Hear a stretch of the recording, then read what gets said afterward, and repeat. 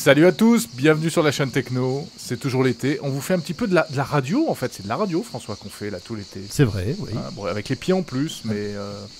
Oui, avec les pieds en plus, c'est ça, c'est une radio pied, avec un peu de vidéo après quand même, hein, Ouais. puisqu'on vous propose une sélection des meilleures vidéos de cette saison 2011-2012 que vous avez pu voir sur la chaîne Techno. Allez, aujourd'hui on va repartir au Mobile World Congress de Barcelone pour découvrir un produit qu'on vous avait présenté en avant-première. Et c'est un smartphone qui a la particularité d'intégrer un pico-projecteur. C'était Samsung qui annonçait ça, c'est le Samsung Beam, et il vient de sortir en France. Voilà, donc si vous regardez cette vidéo... là maintenant, là, Ouais, il y a cet quelques, été, il y a, là. voilà, il y a, Ouais. il y a quelques jours, quelques semaines. Donc si ce téléphone vous plaît, bah, vous allez pouvoir l'acheter. Le Samsung Beam, donc pour la première fois un smartphone avec un petit pico-projecteur. C'est Cool. assez amusant, regardez. Salut à tous et merci d'être avec nous chaque jour sur la chaîne Techno.tv pour suivre au quotidien donc l'actu high-tech. Vous utilisez déjà votre smartphone pour prendre des photos, pour tourner des vidéos, mais vous vous sentez un petit peu à l'étroit avec l'écran du téléphone mobile, et bien vous allez pouvoir bientôt projeter vos images très facilement sur un mur ou un écran.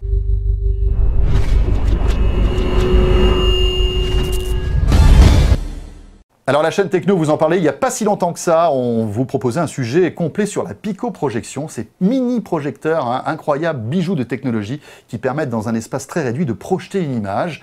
Eh bien ça y est, ça commence à être implémenté sur les smartphones. Alors c'est pas véritablement une nouveauté puisque Samsung avait proposé aussi un modèle similaire l'année dernière, mais là ça y est, ça va être lancé en France dans quelques semaines de cela, un smartphone donc avec un petit projecteur à l'intérieur, Jérôme. Voilà, il s'appelle le Beam et nous l'avons découvert il y a quelques jours lorsque nous étions à Barcelone au salon Mobile World Congress de Barcelone, en Espagne, présentation de ce Beam nouvelle génération. On a un produit pour la première fois qui est super compact.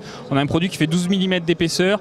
On a finalement le même encombrement qu'un mobile classique. On Parce a que les précédents Beam c'était un peu des briques. Hein. est un petit peu plus épais, effectivement. Ouais.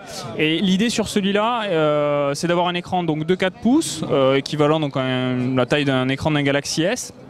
Et on va vouloir, comme ça, projeter systématiquement l'affichage de l'écran. Alors on va pouvoir l'utiliser pour projeter de la vidéo, des photos, mais également on va pouvoir envisager un usage professionnel parce qu'on va pouvoir lancer des présentations, des documentations Word, PowerPoint, Excel, tout ce que vous voulez. On a même la possibilité d'annoter en direct ou de faire apparaître un pointeur sur la présentation qu'on est en train d'utiliser. Au maximum, on va pouvoir projeter un écran de 50 pouces. Donc pour avoir 50 pouces, on le disait tout à l'heure, il faut être vraiment dans un environnement assez sombre et il va falloir avoir un recul d'environ 3 mètres.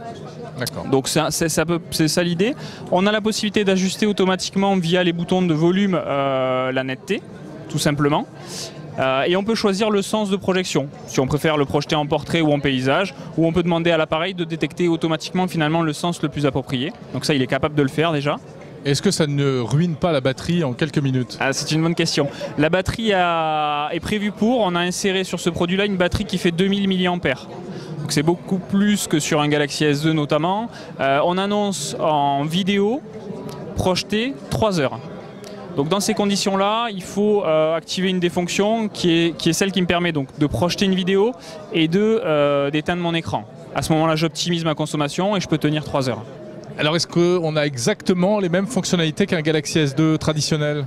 Alors en fonctionnalité, on va se rapprocher puisque oui, on est sur à date aujourd'hui, on est sur du Gingerbread oui, mais non, en fait. 2.3. C'est ça? Par contre, effectivement, au niveau des caractéristiques techniques, on est plutôt proche de ce que nous propose aujourd'hui un Galaxy S, avec un processeur double cœur en 1 GHz, avec une mémoire en interne qui fait 8 Go, qui est extensible toujours par micro SD. Voilà, on se rapproche plutôt au niveau des specs au final d'un Galaxy S, mais au niveau de l'usage, après c'est le soft Android qui va nous permettre d'évoluer. Combien il coûte en fait ce téléphone? Aucune idée et aucune notion de prix à ce jour. Bon, il faudra attendre encore quelques semaines. Il faudra encore attendre un petit peu.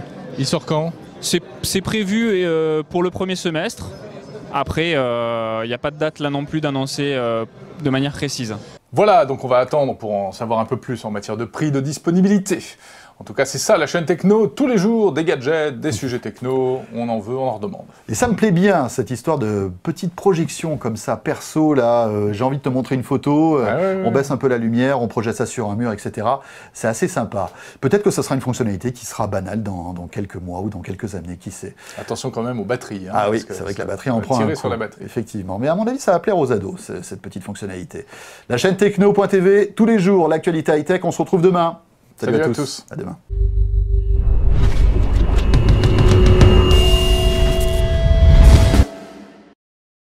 Voilà, pendant que François Sorel s'amuse bêtement avec le BIM, nous allons interviewer le monsieur de chez Samsung.